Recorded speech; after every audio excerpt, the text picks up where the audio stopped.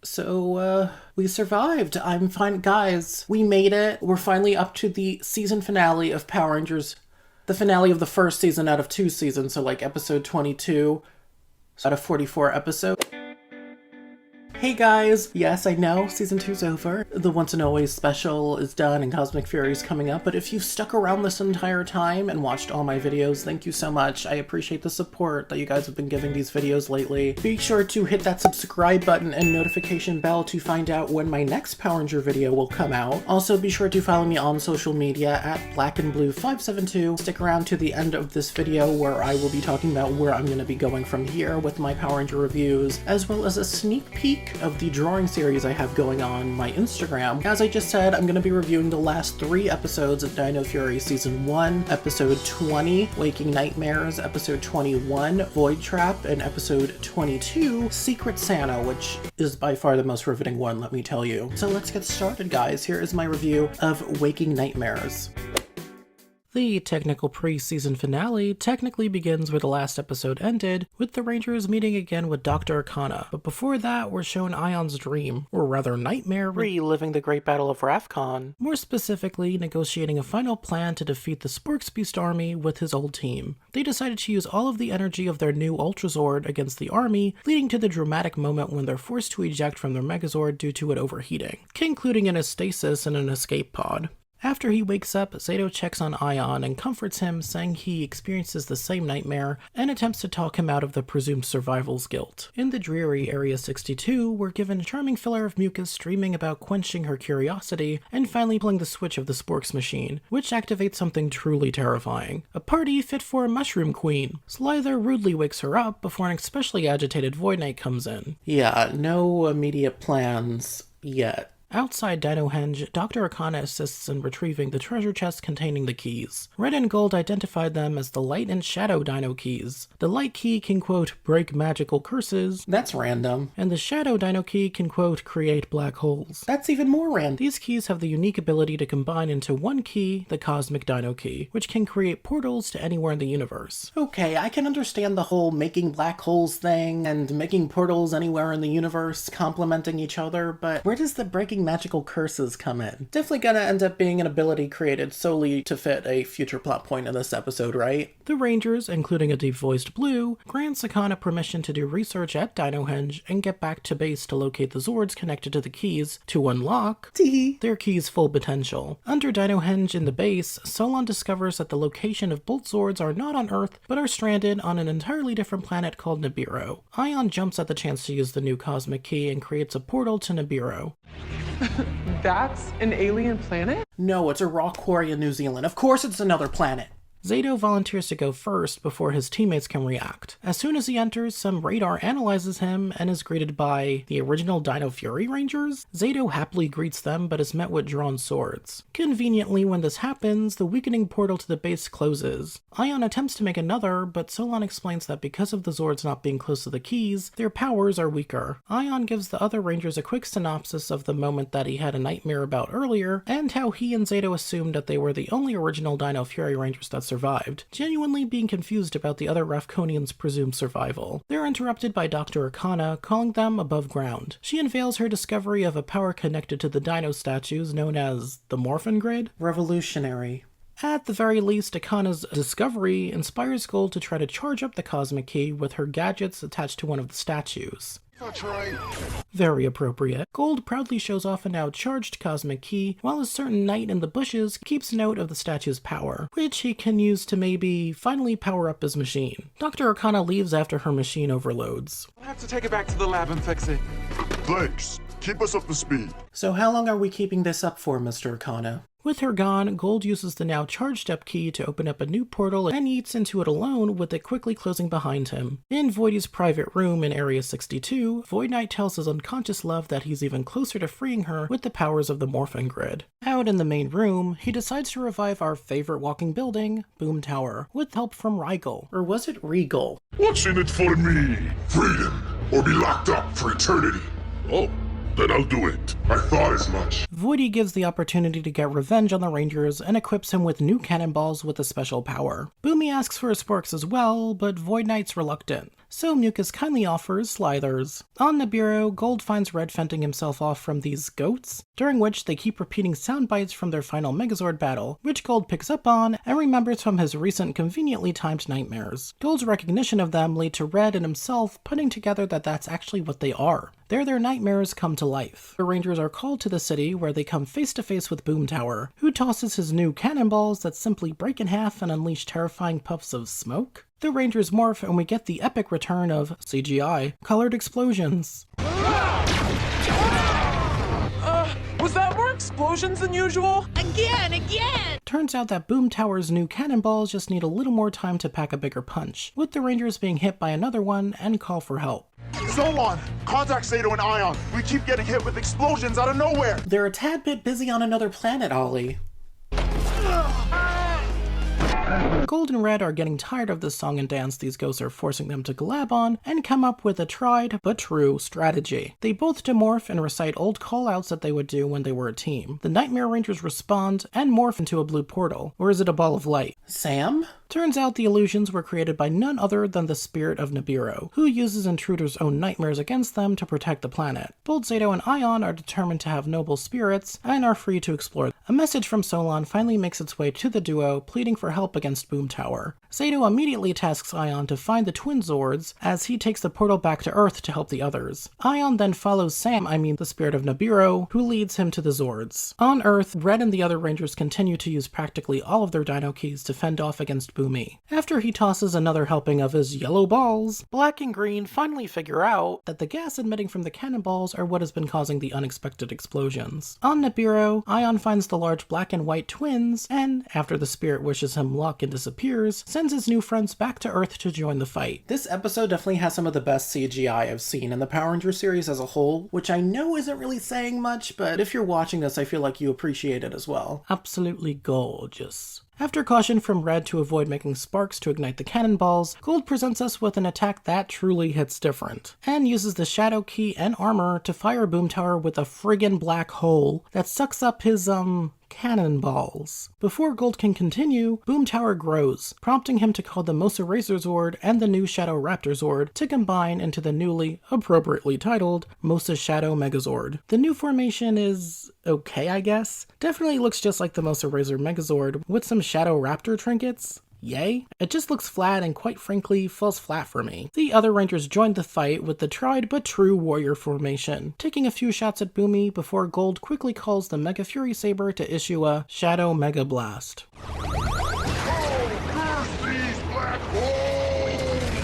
Sick. The second they seemingly destroy Boomtower for good, they're called over to Dino Henge by Solon, who shows them that, shocker, Dr. Arcana's equipment was stolen by Void Knight. For the love of humanity, literally, please install security cameras at Dino Henge. Is it really that hard? Waking Nightmares was an entertaining, story-driven episode that was a tad bit overstuffed. I enjoyed watching Zato and Ion work to earn the Raptor Zords, and the other Rangers' unique struggles with the new Boomy. I also appreciated the focus on Ion to improve his character. This episode gets a 4 out of 5.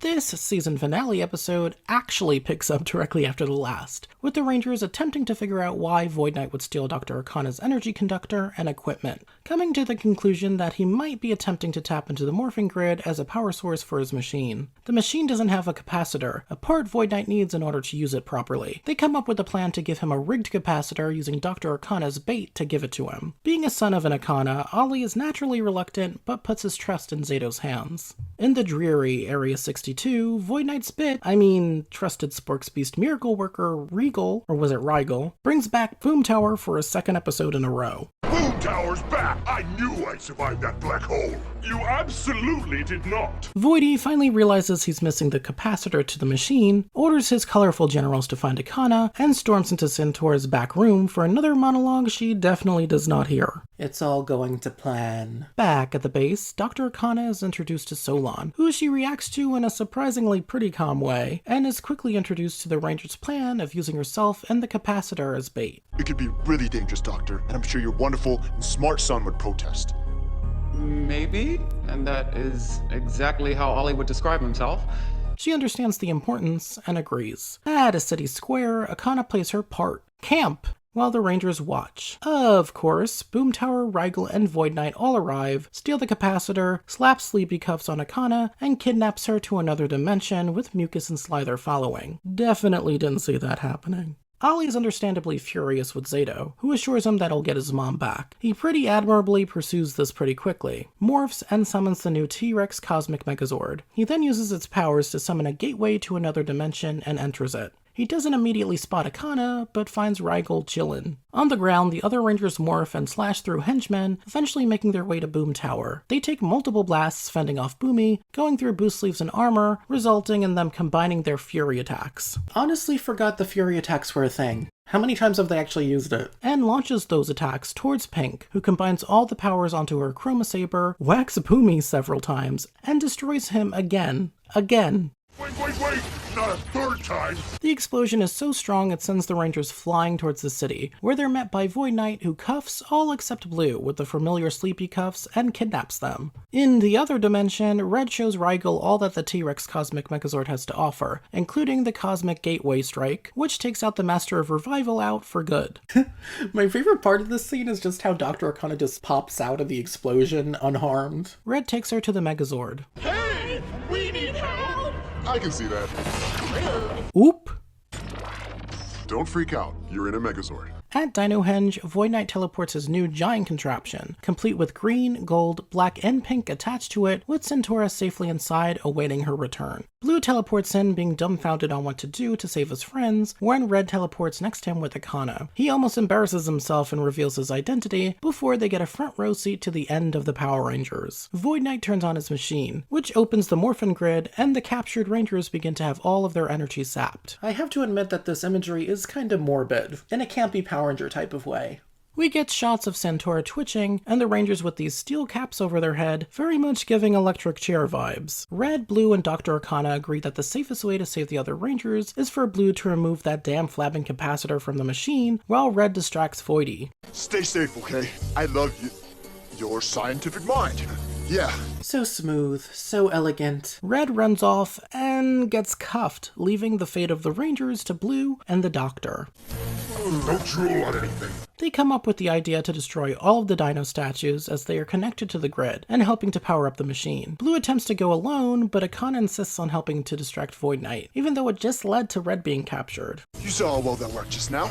I can't let you. I appreciate your concern, but this is my decision, not yours. God, I love this episode's lesson. Blue agrees to move on her signal. After bravely lunging at Void Knight with a log and being whacked, Dr. Arcana throws Red's nearby Dino Dagger at the machine, causing a leak which freaks out Voidy, desperately looking for a fix. Akana signals, and Blue slashes through all of the Dino statues and the Rangers' cuffs, causing the Dino statues to erupt with lava? Sick. A tad improbable, but sick. The naturally carved dino sculptures being donezo leads to the Rangers' connection to the morphing grid to be non-existent. They are no longer Power Rangers, and are forcibly demorphed, naturally leading to... No! Ollie! Mom, You know, mothers, they always know. Before an explanation can be made, Void Knight's had enough, officially. If you dare hurt my son, I will hunt you down and obliterate you and everything you've ever loved! Damn, Mama Akana's going for that daytime Emmy. We stan. Now, if only she were allowed to use the dreaded K-word. I mean it, Bester! Void Knight summons henchmen, and the not Rangers somehow summon their weapons. Weapons that I'm pretty sure they're only able to summon because of their grid connection. But to be fair, I didn't pick up on this until like my 5th rewatch. We're treated to a very welcome civilian fight, complete with flips and swordsmanship. Definitely one of the best of the season. Leading to Izzy deciding to take things into her own hands, or Chroma Saber, and cuts through several many pipes to help end things. Ion then Mosa blasts the capacitor, causing it to explode, destroying the machine, and Void Knight, his sword landing next to the Rangers. Just as they begin to process that they're no longer Power Rangers, the Green Morphin Master appears and repairs Dino Henge, which in turn reactivates the teen's connection to the morphing grid. Zato attempts to ask her about Rafcon and its people, but she quickly disappears. Well, that green one sure is sus. They are once again able to morph, and are once again the Dino Fury Power Rangers, immediately alerted to another Sporks hatching. The episode ends with a glimpse of Centaura, who has safely returned back to her tank, with Void Knight's damaged helmet on the ground. Gasp? Void Trap is a solid finale episode that does tie up loose ends, but definitely is affected by it being the finale of the first season of a 2-season series. No matter how high you make the stakes, you have to return it back to some sort of normalcy to prepare for the following season. I did appreciate Ollie being kind of the focus of this episode because of him being shut off from making connections. It did improve his character, especially with this reveal to his mother. Regardless of it having a bit too many ingredients, this finale was a fun ride. This episode gets a 4 out of 5. This bonus Christmas episode of the season begins in a shopping square where Javi is performing on his keyboard and a mysterious metrosexual tips him a Christmas tree star. Izzy checks up on him when she notices his keyboard is missing a key. I looked all over, but they don't make them anymore. I'm not gonna question this. I'm not nearly as educated on keyboard manufacturers to question this. She also brings up a Secret Santa the team is doing at the base in an hour that Javi has waited the last minute to figure out. The stakes are high here, folks. The stakes are high.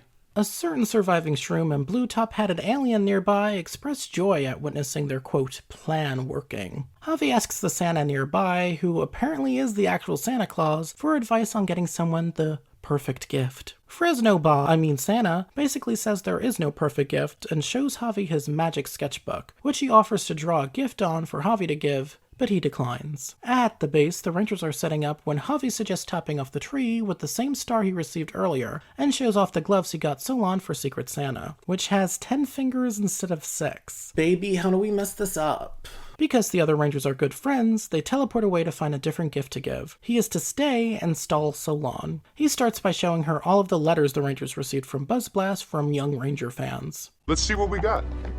Oh, that's mine. How lovely. Not mine. Turns out that particular card is rigged with the video message from the ever so intimidating Mucus. I want it done mean and tough.